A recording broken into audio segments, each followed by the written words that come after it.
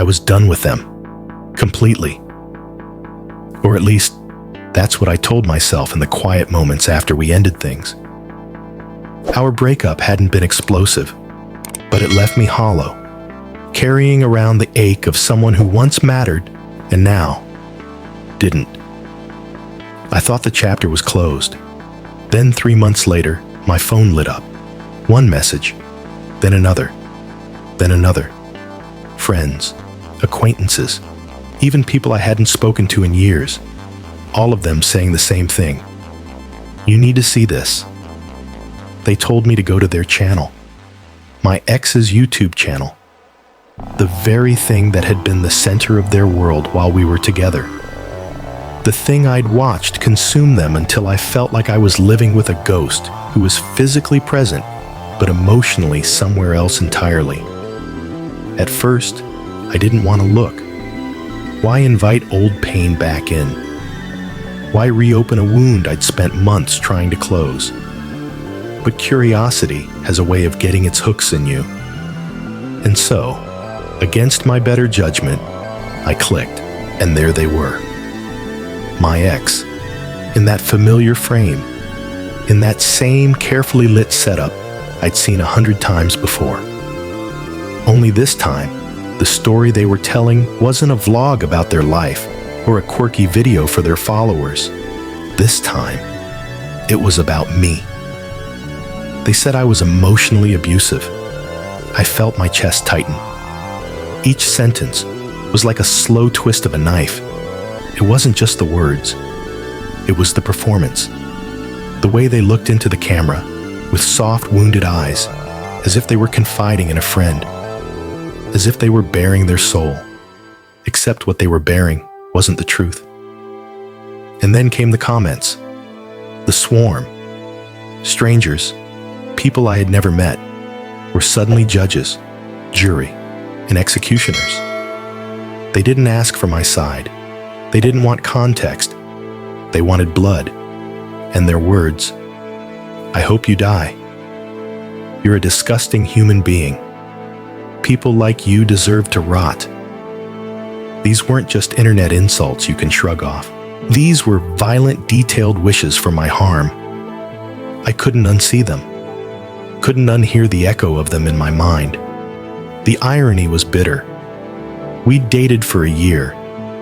And if I'm being honest, the biggest problem had been that I felt like an afterthought. Their channel was the real relationship. Every milestone, every conversation was filtered through how it might play on camera. I broke things off because I wanted to be with someone who saw me as more than a supporting character in their personal brand. I never thought that decision would turn into this.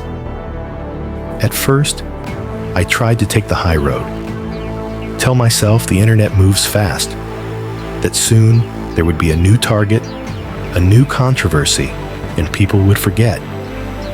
But the harassment didn't slow down. If anything, it grew. And the longer I stayed silent, the more the lie took root. So I made a choice. I hired a lawyer. I knew what it would mean. I knew they were in a bad financial spot and couldn't afford a drawn-out legal fight. I knew people might see it as cruel. But I also knew I had spent sleepless nights worrying about strangers who hated me for something I hadn't done. I knew that if I let it go, it would follow me forever. This wasn't about revenge. At least, that's what I told myself.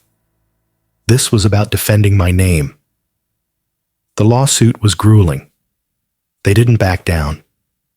They made another video, painting themselves as the victim of a vicious legal attack. They said the court costs would ruin them. Their followers rallied, showering them with sympathy, doubling down on their hatred toward me. Friends began to intervene. Just drop it, they said. It's not worth it. But they weren't the ones reading messages from strangers who wanted me dead.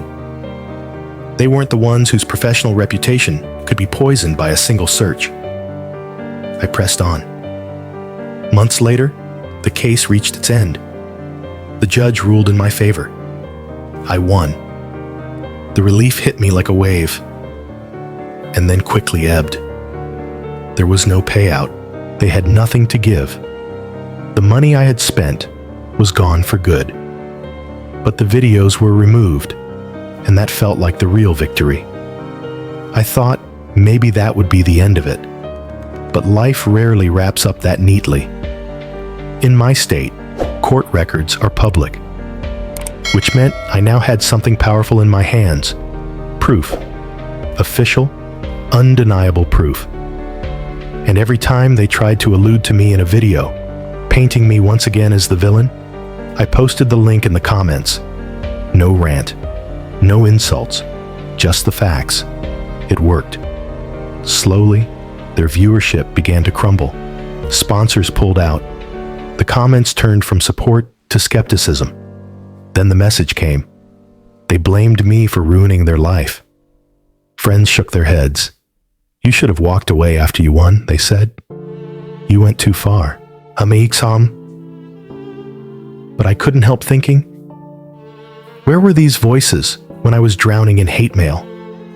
Where were they when strangers were calling for my death?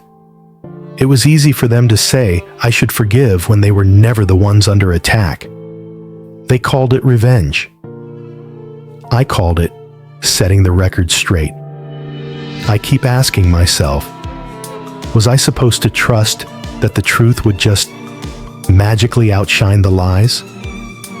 Was I supposed to gamble my future on the hope that people would see through a story that was crafted to make me the villain? Now, when someone searches my name, they see the truth. They see the court ruling. They see that I fought back. And maybe that's what matters most to me, that I didn't stay silent. So, am I the asshole? And now, let me step back and look at this from a distance. This story isn't just about a breakup.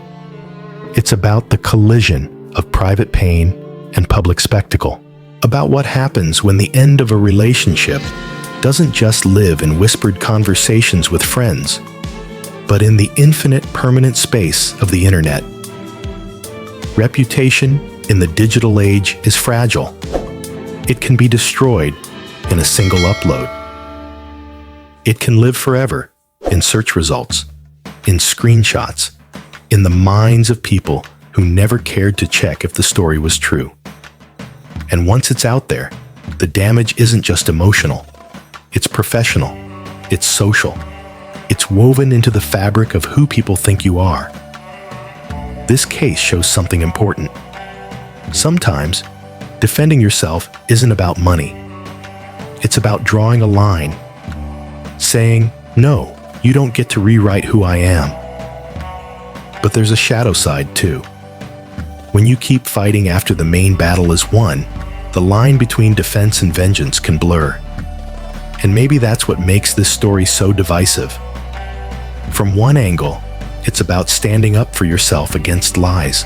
From another, it's about how far you're willing to go to make sure someone pays for what they did. The takeaway? If you're going to speak publicly about someone, especially with accusations as serious as abuse, you need to understand the weight of your words. And if you're on the receiving end, you have to decide what matters more, your peace or the fight. So I'll leave it to you. If someone lied about you in front of thousands, if that lie became part of your digital fingerprint, would you let it go? Or would you fight until the very end, no matter the cost?